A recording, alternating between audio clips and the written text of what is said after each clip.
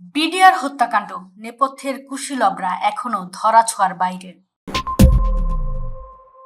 2009 সালের 25 ও 26 ফেব্রুয়ারি তৎকালীন পিলখানায় বিডিআর সদর দপ্তরে সংগঠিত বিদ্রোহ ও নারকীয় হত্যাকাণ্ডের 17 বছর।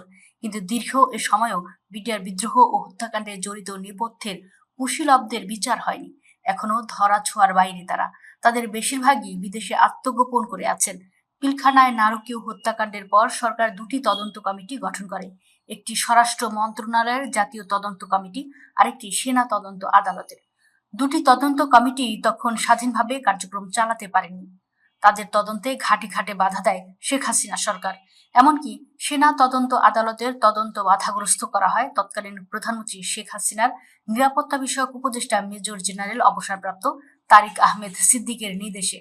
বাধার কারণে দুটি তদন্ত কমিটি বারবার তদন্তের গতিপথ পরিবর্তন করে। এমনকি সেনা তদন্ত আদালতের তদন্তে সামরিক গোয়েন্দা সংস্থা ডিজিএফআই প্রভাব বিস্তারের চেষ্টা করেছিল।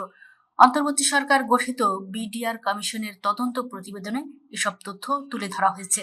2009 সালের 25 ও 26 ফেব্রুয়ারি তৎকালীন পিলখানায় বিডিআর সদর দপ্তরে সংঘটিত ঘটনায় 57 জন সেনা কর্মকর্তা সহ 74 জন নিহত হয়। ওই ঘটনার প্রকৃতি ও স্বরূপ উদ্ঘাটন করতে 2024 সালের 24 ডিসেম্বর মেজর জেনারেল অবসরপ্রাপ্ত আলম ফজলুর রহমানকে সভাপতি করে 8 সদস্য বিশিষ্ট জাতীয় স্বাধীন তদন্ত কমিশন গঠন করে অন্তর্বর্তী সরকার। গত বছর 30 নভেম্বর কমিশন প্রধান উপদেষ্টা ডক্টর মোহাম্মদ ইউনূসের কাছে প্রতিবেদন জমা দেয়। ওই কমিশনের প্রতিবেদন অনুযায়ী পিলখানায় বিডিআর সদর দপ্তরে সংঘটিত হত্যাকাণ্ডে দলগতভাবে আওয়ামী লীগ জড়িত ছিল।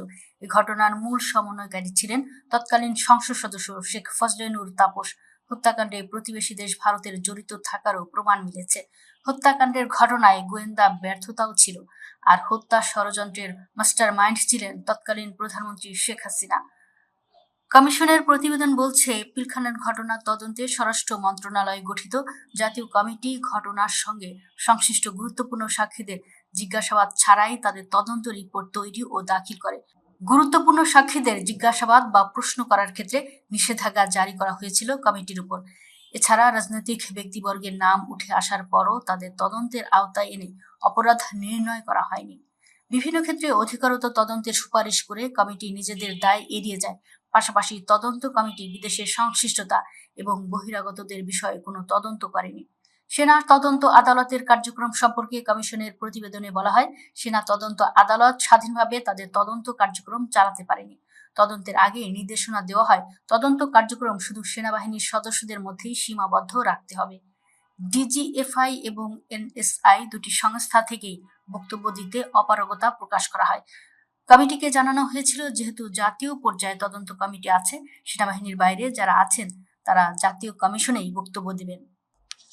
কিছু কিছু বক্তব্য জাতীয় তদন্ত কমিটি থেকে সংগ্রহ করা হয়, যেখানে তদন্ত আদালতের প্রশ্ন করার সুযোগ ছিল না। কোনো ঊর্ধ্বতন কর্মকর্তা বা রাজনৈতিক ব্যক্তি প্রতিষ্ঠানকে তদন্ত আদালতের আওতায় আনার অধিকার কমিটিকে দেওয়া হয়নি।